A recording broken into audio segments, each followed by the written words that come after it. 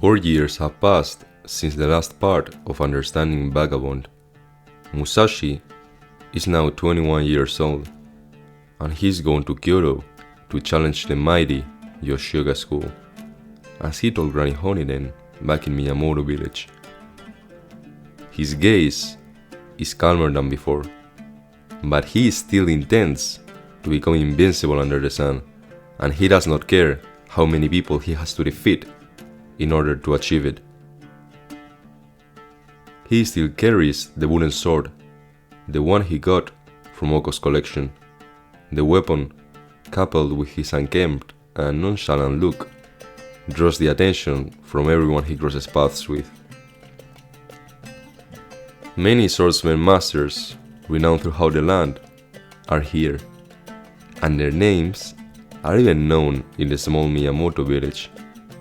Musashi is aware of that, and he has decided to take action. He has always felt like he was strong enough to be worthy of the invincible title. The only man he has ever feared is his father, and that one's no longer around. Like he has said to himself, there is no use postponing the inevitable. He is now determined to confirm his suspicions.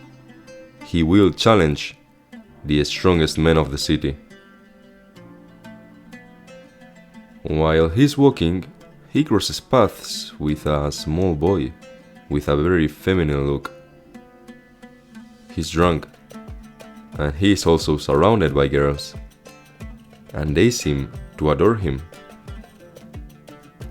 But Musashi is only surprised after discovering that this young fellow also carries a sword. Musashi wasn't aware of the fact, but the man he had just walked by was Yoshioka Arcs, Kyoto's strongest swordsman, and the very same man he had come to face. Seiyuro is also surprised by Musashi's unorthodox appearance and decides to approach him. He gives him a very blunt warning. He advises Musashi to not do anything rash, in case he's heading for the Yoshioka school. They don't play there, he says. He informs Musashi of how they will kill him if they feel offended by his arrogant confidence. But instead of being dispelled, Musashi's motivation only seems to grow. I am prepared to die, but I don't plan on just throwing my life away, he says. Musashi hasn't forgotten the lessons he learned from the morning he almost died in Takwan's arms. But just after that, Seiyuro draws his sword at a speed at which Musashi cannot even perceive it, and when he finally notices it, Seiyuro's sword is a centimeter away from his neck. Musashi is obviously astonished after this. You see, you are dead. Musashi experiences a weird mix of emotions. He feels frightened, humiliated, and excited all at the same time. If that man he encountered was your average Kyoto swordsman, he would die before he could step foot into the Yoshioka school. But his vast experience in sword fighting just told him otherwise. That man was someone really important. He felt it, and he was still going to challenge the Yoshioka school. And he does not fail to do so, because he declares his intentions and carelessly enters the Yoshioka dojo. I am Miyamoto Musashi, here to challenge Yoshioka Seiyuro, he says. Of course, he does not know that he has already met Seiyuro. They tell him that before facing Seiyuro, he first has to defeat his disciples. If he can, he will then face the senior disciples, like Ueda Ryohei. They also ask him whether there's someone out there who can claim his dead body. And he says that it does not really matter. They can do whatever they want with it. And this takes us back to the time when Musashi had very little regard for his life when he was 17. He was even self-destructive, as we noted in Understanding Vagabond Part 1. But after all, he has conserved positive aspects of those times. There was no need to erase everything. He is conscious of how ephemeral his existence can be with the lifestyle he has chosen, the life of the sword. And he is also surprised by how weak the Yoshioka disciples are. He hasn't fought them yet, but he just knows it, and only by their reaction to his provocation.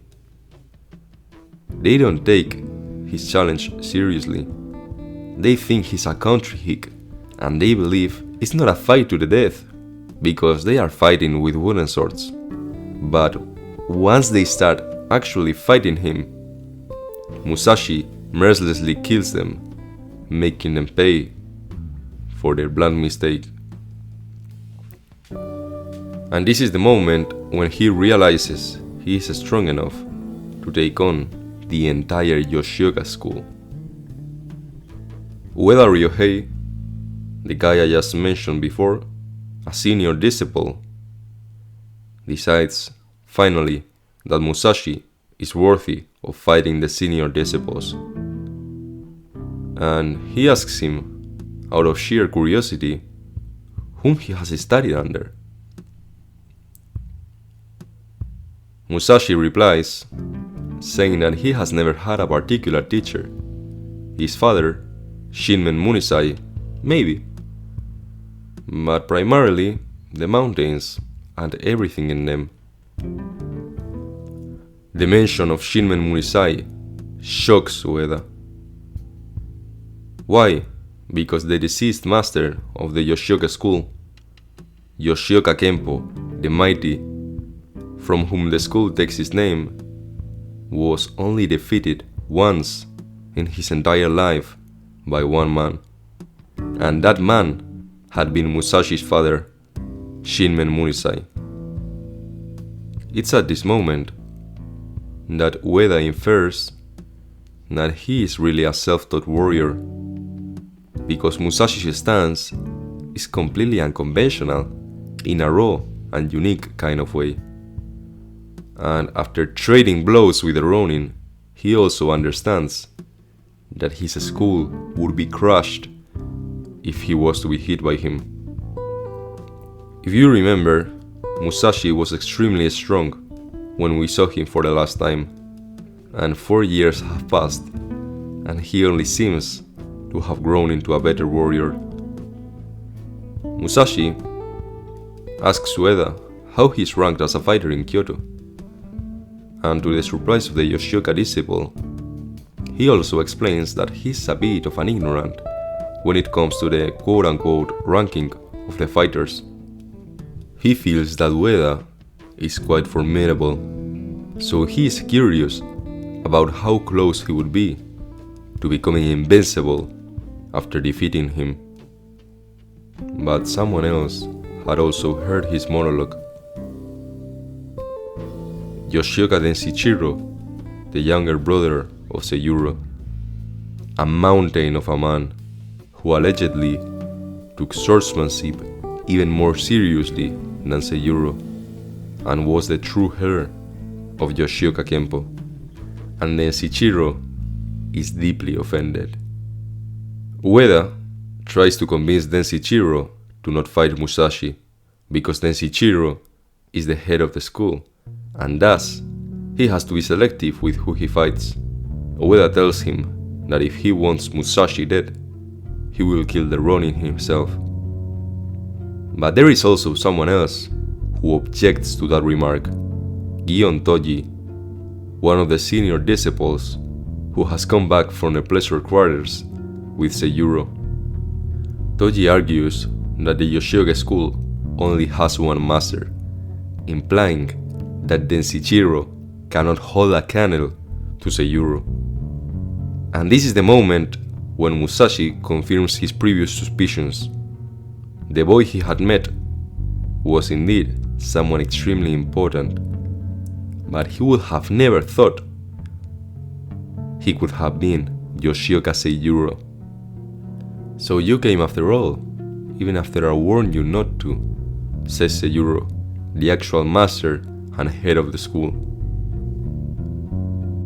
Everyone at the school, even after having watched Musashi trade blows with Ueda, who is probably the second strongest Yoshioka, still believes he is stupid for believing he can get the title of Invincible after fighting the Kyoto swordsman.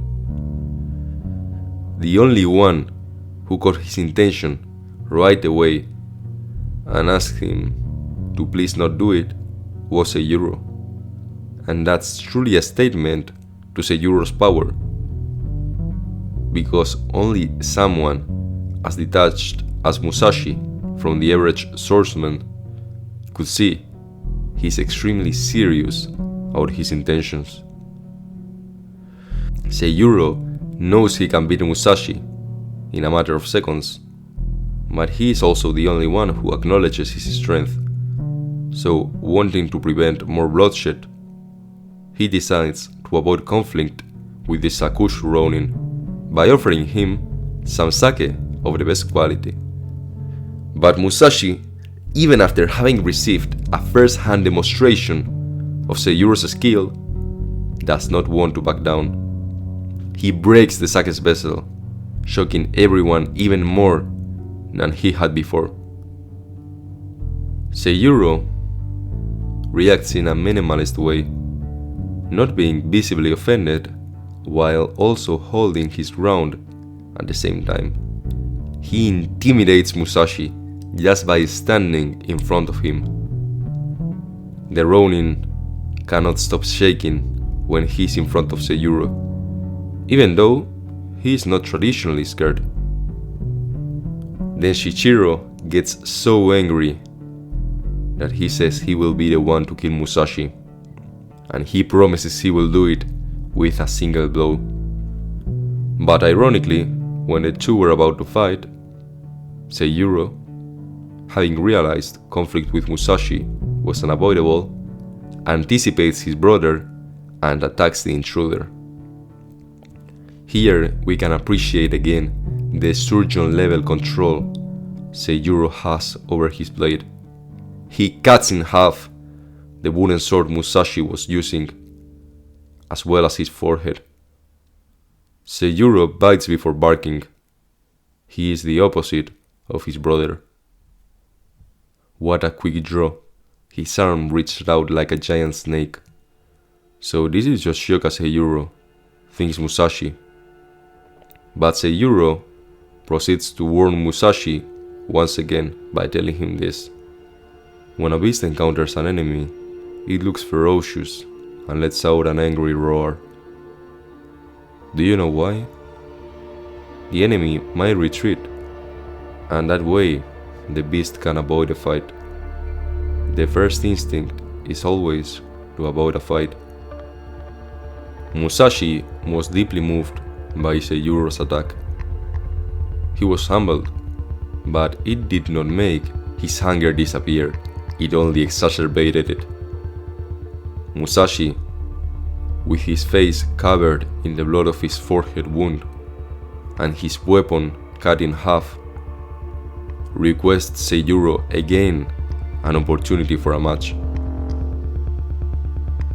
Seiyuro alerts him of the fact that sometimes persistence will get you nowhere, but Musashi still insists. This is when Seiyuro, realizing there is nothing else he can do, tells Musashi he is not interested in fighting him and leaves. Gion Toji surprises Musashi, saying that he's the strongest man in the Yoshioka school after Seiyuro, and he lets the Ronin know that if he manages to get out of the school alive, he will take him on.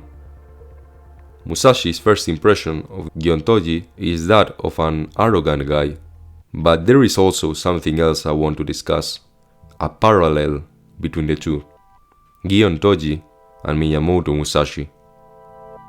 If you look closely, trying to compare them, you will realize that both have incredibly similar designs, and even their attitudes are alike.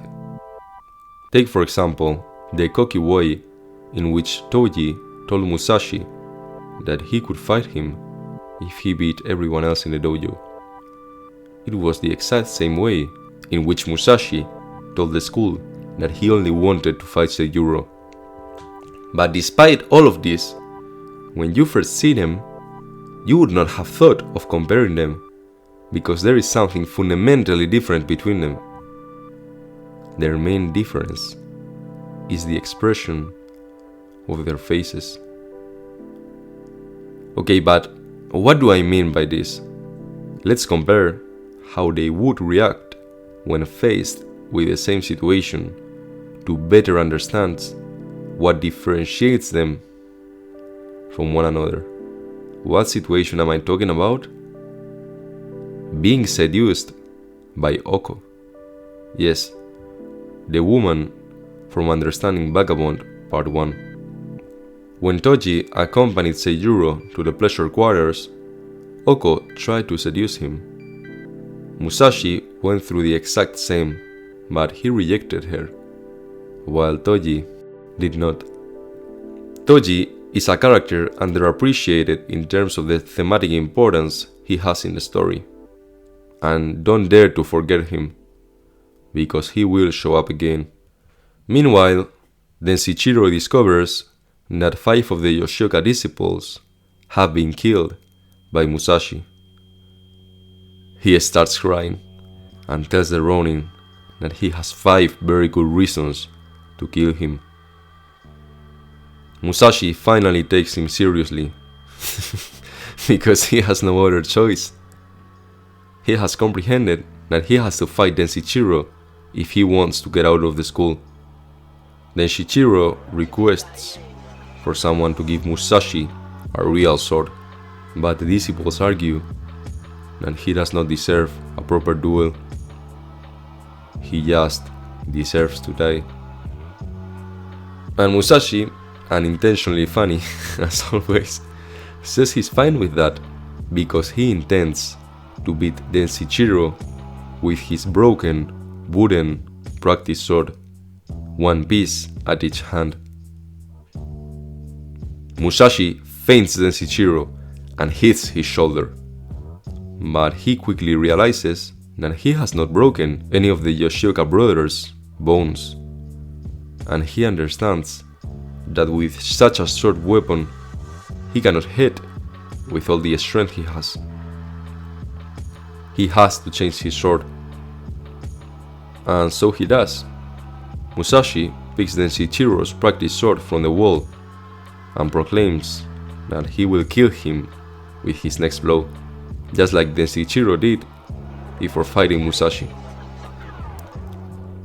Densichiro argues that the source of his confidence is ignorance and immaturity, hope with no basis in reality. But Musashi just does not care and proceeds to attack the big warrior. Densichiro sees through Musashi's attack and knocks him down, to the surprise of the Ronin. I know what you are thinking. You are wondering, how can a slow Hulk like me dodge your sword? I will tell you how. I was once a child too, and ever since I can remember, I have had to take on the sword of Yoshioka Seiyuro. Miyamoto Musashi, I can see right through your sword, says Densichiro just before cutting Musashi's upper body. Musashi is really surprised that Densichiro has been able to cut him. But meanwhile, Densichiro is even more surprised at the fact that Musashi was able to dodge enough of the attack for it to not be lethal. I gave everything I had in that single stroke. It should have cut right through his bones. But I felt no bone, and now Miyamoto Musashi is saving strength for one final suicide attack, says Densichiro to himself in an inner monologue. He knows that if he can survive Musashi's last attack, he will be able to defeat him. But there is a problem with that reasoning. He too is in a bad condition. When Musashi hit him with half of his former sword, then Shichiro dismissed the attack, saying he had not broken through his bones. This statement was true, but with the way he said it, he made it seem like the attack was frail. But the truth was different. The attack was strong enough for Densichiro to wonder whether he would be able to move his arm for one more attack.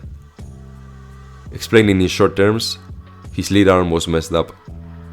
Meanwhile, Musashi cannot move, and he wonders whether it is because he is scared.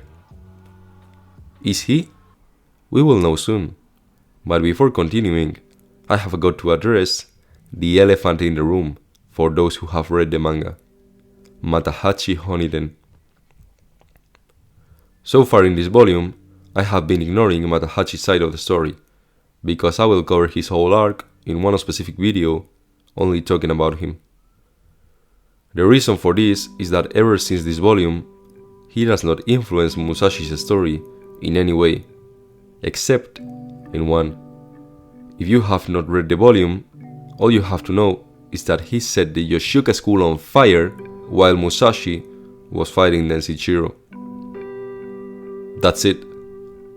And don't worry if you have read the manga, because I will do justice to Matahachi's arc. The Yoshioka noticed the fire, and they sent one group of men to capture the man who caused it, Matahachi, while they sent another squad to stop the fire. But then Shichiro and Musashi are so focused on their bout that they don't seem to care about the fire. They don't care that there is a fire, and they don't care who has caused it. But just when we were about to see who was going to end victorious, who was going to be able to land one last blow, then Shichiro stopped the fight. Then Shichiro has grown to respect Musashi deeply, and decides to save his life by postponing the match, as well as potentially saving his own life, because, as we have seen, he might not have been able to attack again. Then Shichiro gives Musashi 1 year of time to prepare. But that goes the other way too. They both have 1 year to improve their skills before the rematch. Musashi is euphoric, but he accepts it, because adrenaline is the only thing that is keeping him standing, and in view of the fact that the fire was completely out of control. He gets out of the school, arising from the fire like he had come out of hell. In a state of rageful ecstasy, he starts to scream with more passion and wrath than all the Kyoto citizens could ever amass together. They are so strong! He reconsiders what he has just said and corrects himself. No! I am stronger! Musashi feels like he is finally back on track. He has met his destiny coming to Kyoto, and now it's time to turn into reality everything he has always known he could do. He is determined to beat the Yoshioka brothers. He will not let them subdue him again. It is confirmed. He will return to Kyoto in 1 year to fight them. But until then, he is going to face other masters of combat to get ready.